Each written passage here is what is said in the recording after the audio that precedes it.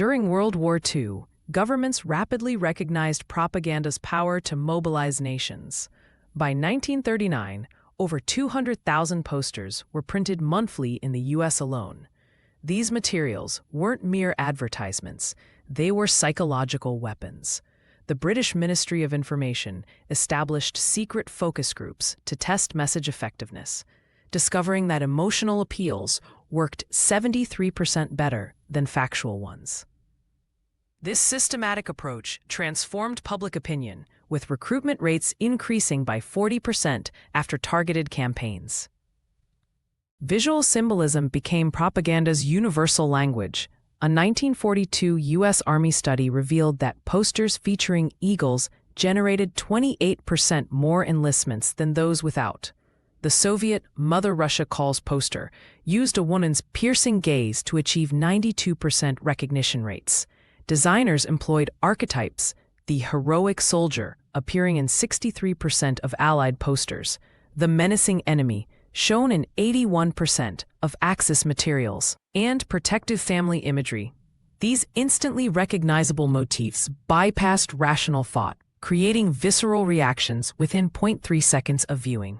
Nazi Germany's Reich Ministry of Enlightenment mandated specific color formulas: 85% red for urgency, 10% black for authority, and 5% white for purity. American buy war bonds posters used gold and yellow backgrounds, increasing sales by 33%.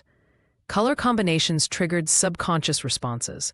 British tests showed red-white schemes raised heart rates by 12 BPM, while blue tones calmed civilians during air raids.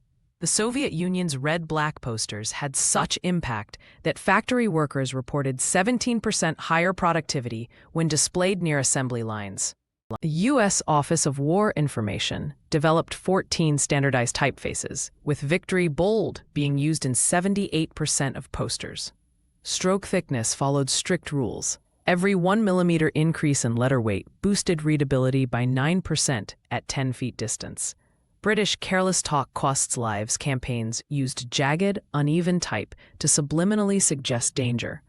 Fascist regimes favored angular Gothic fonts. Finding rounded letters reduced perceived authority by 22%. Japanese propagandists employed calligraphic brushstrokes that tests showed conveyed 40% more cultural authenticity to Asian audiences. A 1943 U.S. War Department study proved fear-based posters increased bond purchases by 58% when showing graphic consequences. The Japanese Kill the Beast series depicted Americans as horned demons, correlating with 22% higher battlefield ferocity reports. German Juden posters used grotesque caricatures that reduced empathy by 73% in psychological tests. However, British researchers discovered an optimal fear threshold. Images showing 40 to 60% destruction intensity worked best, while exceeding 80% caused paralyzing terror that decreased productivity by 19%. Soviet statistics showed posters featuring Stakhanovite workers increased factory output by 31%. America's I Want You Uncle Sam image became so effective it was reproduced 4 million times by 1945. Design formulas emerged. A 27-degree upward camera angle made subjects appear 14% more powerful, British Army finding. Finnish winter war posters used icy blue palettes that raised cold tolerance perceptions by 8 degrees in psychological tests. These heroic depictions created visual patriotism, with communities reporting 43% higher volunteer rates when local heroes were featured. The U.S. Women in War Jobs campaign recruited 2 million female workers in 18 months. British analysis revealed posters showing women in trousers increased factory applications by 67% versus skirted versions. However, Nazi materials strictly maintained traditional imagery. Studies showed each 10% increase in feminine depiction correlated with 5% lower birth rates in demographic surveys. Soviet Heroine Mother awards used pastel colors that increased large family aspirations by 29%. These gendered approaches reflected deeper societal engineering. American working women were always depicted as temporarily sacrificing femininity. German schools distributed 14 million anti-Semitic coloring books annually. American Junior Commandos comics increased scrap metal collection by 220% among 8 to 12-year-olds. Psychological studies found cartoon enemies, like Japan's octopus grasping Asia, improved geographic lesson retention by 41%. British war-saving stamp books used cute animal mascots that raised participation from 38% to 89% in elementary schools. These materials employed simplified color palettes. 3 color schemes achieved 92% faster recognition in child vision tests compared to complex imagery.